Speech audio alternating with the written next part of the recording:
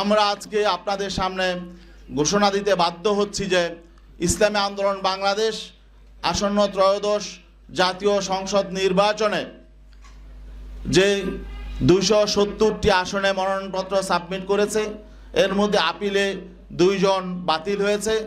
বাকি 268 জন সংসদ সদস্য প্রার্থী এখনো পর্যন্ত মাঠে কাজ করছেন।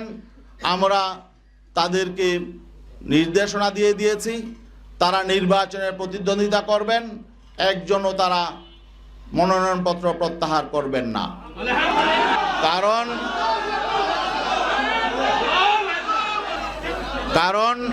কারণ আমরা ইসলামী জনতার যে প্রত্যাশা, ডাক্তার শফিকুর রহমান তিনি স্পষ্ট করে বলেছেন যে তারা ক্ষমতায় গেলে প্রচলিত আইন অনুযায়ী রাষ্ট্র পরিচালনা করবেন।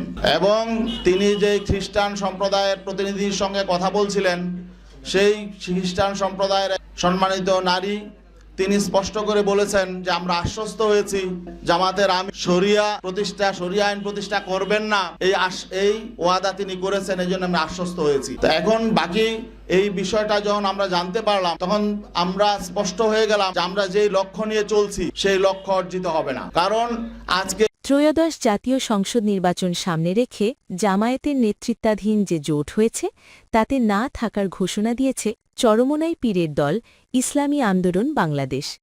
এক হাতে হাতপাখা চলার নীতিতে দলটি, তাই আসছে ভোটে 268টি সংসদীয় আসনে হাতপাখা মার্কার প্রার্থীরা এককভাবে নির্বাচন করবে।